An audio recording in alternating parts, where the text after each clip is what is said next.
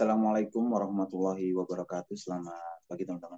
Lagi ya, titik balik perubahan setelah sekian purnama kita absen. Baik, sebelum kita awali kelas kita pagi ini, marilah kita berdoa terlebih dahulu sebagai persetujuan atas nikmat, rahmat, dan kepahaman dalam kelas kita pagi ini. Berdoa silakan. A'udzubillahi minasyaitonirrajim. Bismillahirrahmanirrahim. Rabbi zidna ilma warzuqna fahma birahmatika ya arhamar rahimin. Amin. Bang Jago, mic-nya belum dibuka kan?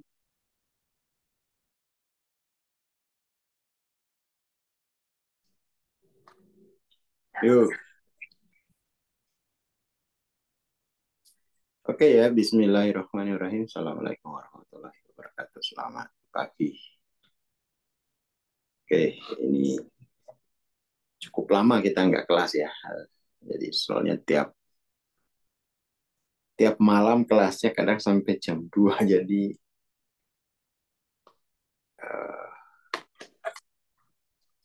bangun paginya jadi terganggu.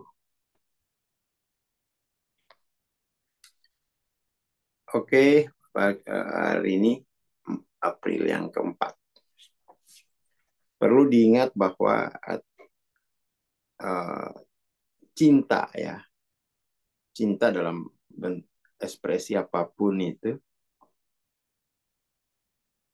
cinta dan kedamaian adalah ancaman terbesar bagi ego yang mempertahankan dirinya dengan menggunakan posisionalitas yang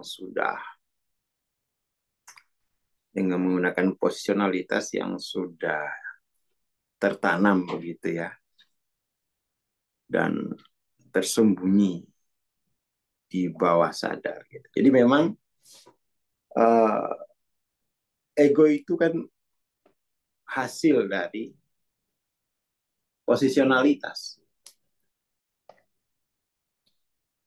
Jadi diri mengambil posisi,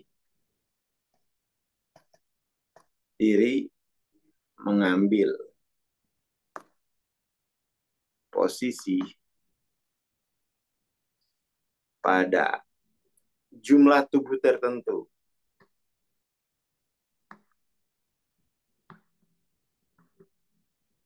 Ada jumlah tubuh tertentu, baik itu jumlahnya 1 atau lebih dari 1, itu ego.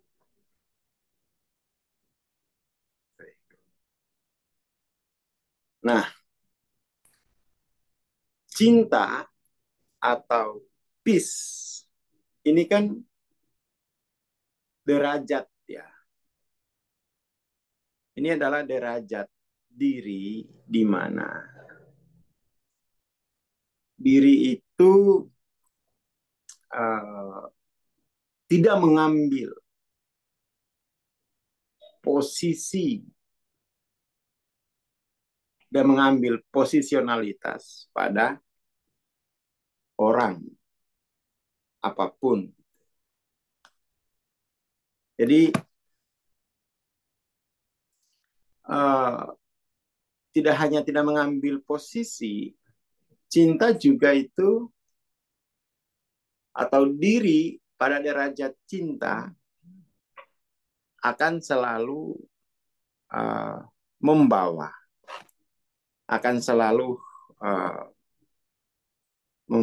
orang-orang ini selalu saling harmonis.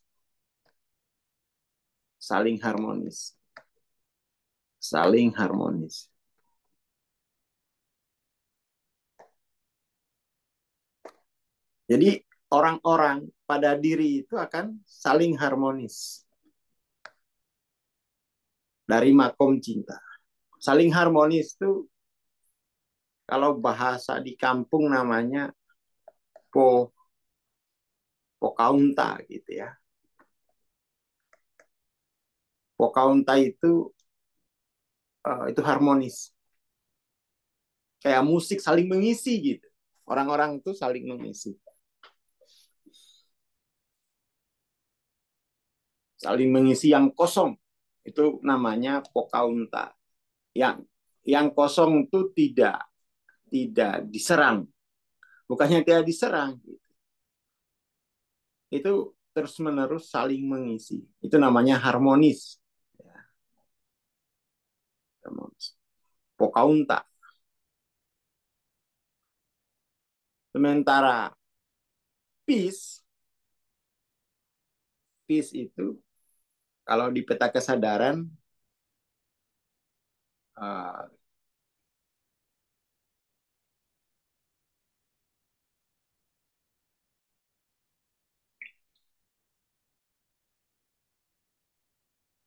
kalau dia ada di level bliss damai. Damai itu hanya mungkin jika kita, kalau di sana itu ada lagi istilahnya gitu ya. Kalau mau damai itu ada poin tahu. Poin tahu itu saling mengakui derajat, saling mengakui derajat. Itu nanti peace. Ya, peace.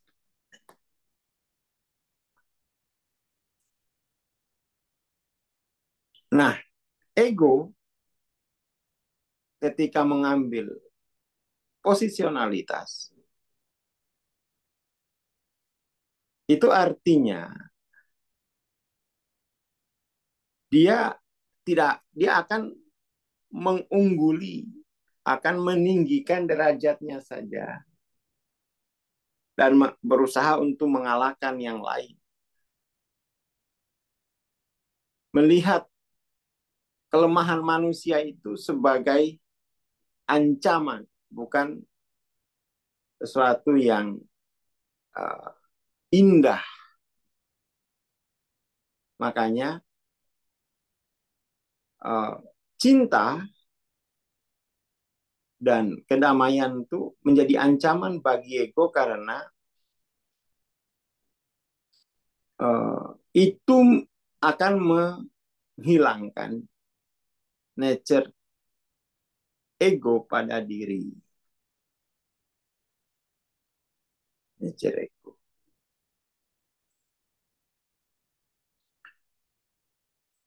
Jadi love and peace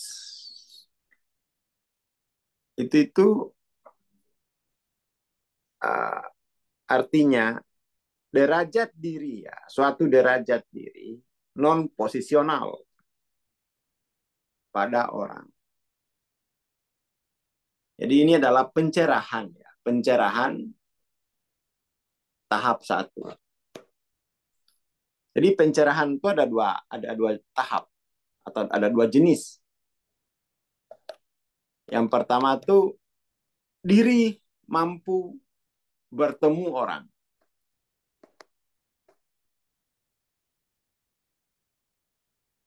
Bertemu orang. Yang kedua, diri mampu diri itu hadir. Kalau yang satu ini mampu hadir pada orang, kalau ini dia diri hadir pada sumber diri.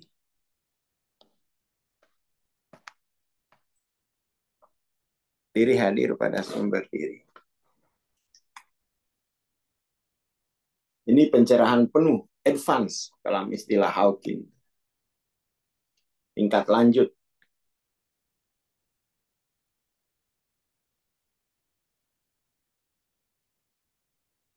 Tingkat lanjut. Oke, gitu lagi. Ini udah saya kira ya. Jadi ego akan terus mempertahankan posisionalitasnya secara bawah sadar.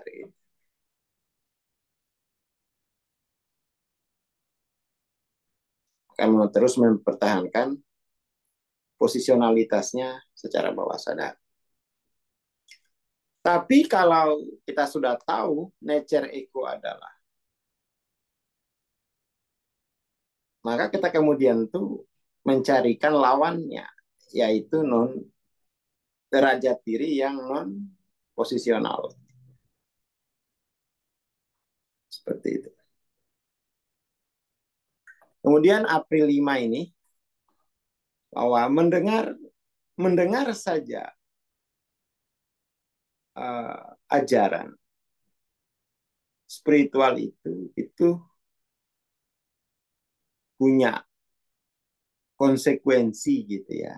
Hanya membaca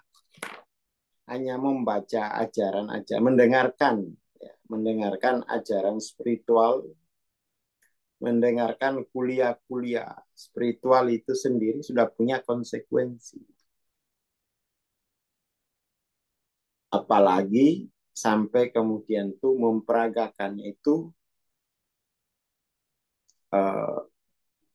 sudah akan membawa pada keberuntungan. Sudah membawa pada keberuntungan.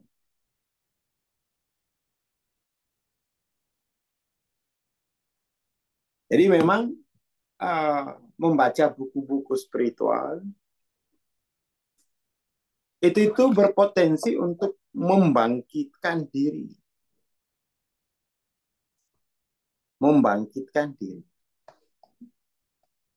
Akan menggugah diri untuk bangkit.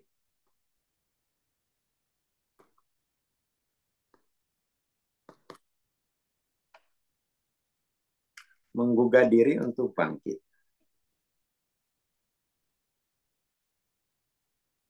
Kalau istilah yang lebih ringan tuh mungkin memotivasi gitu ya. Jadi kebenaran itu meskipun tidak terlihat, dia bisa diketahui, dia juga bisa dirasakan. Dia bisa dirasakan.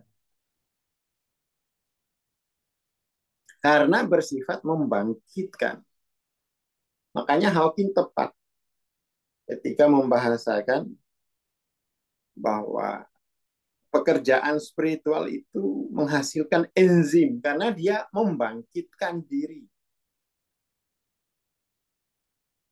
Membangkitkan diri pada derajat yang lebih tinggi. Ketika diri terbiasa bangkit pada derajat yang tinggi, nanti diri itu akan punya kesadaran kontras terhadap derajat yang rendah.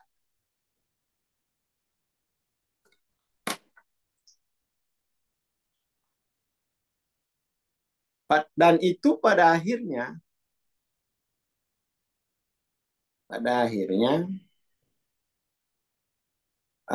jika diri terbiasa bangkit, terbiasa hadir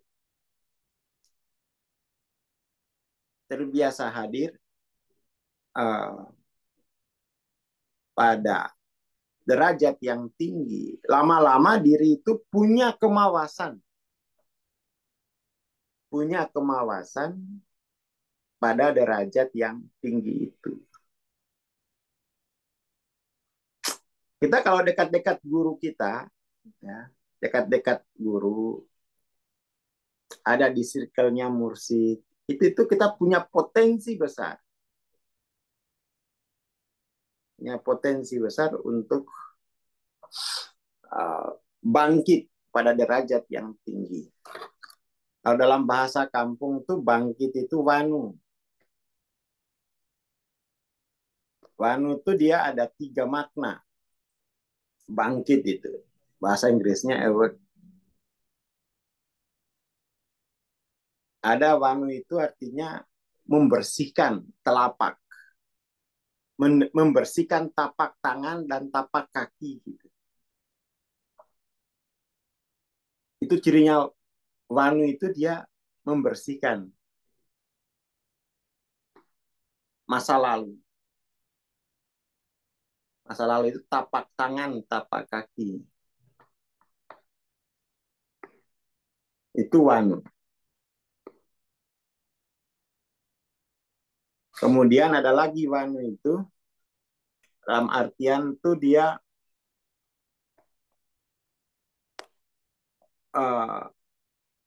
shifting posisi kepala,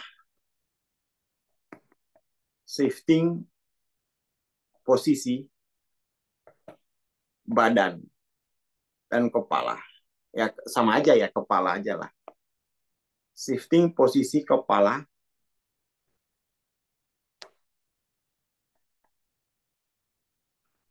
dari horizontal ke vertikal. Itu wanu juga.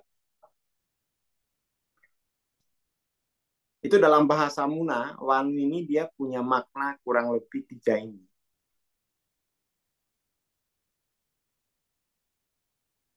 Kemudian yang terakhir itu, wanu itu adalah be present.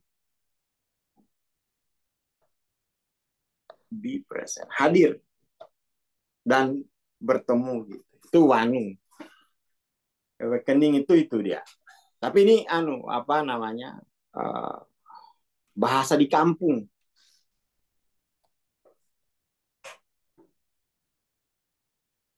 Bahasa di kampung. Jadi ciri-ciri diri yang sudah bangkit, dia akan membersihkan masa lalunya. Dia akan membersihkan telapak tangan, telapak kaki. Itu yang paling nyata. Dia akan menyembuhkan masa lalu. Yang kedua, dia akan tegak. Lebih banyak tegak.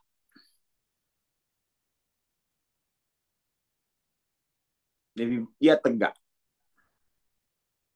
Yang ketiga, dia mampu hadir. Ini bisa apa namanya? Ini bisa dijadikan indikator apa ciri-ciri diri yang sudah bangkit.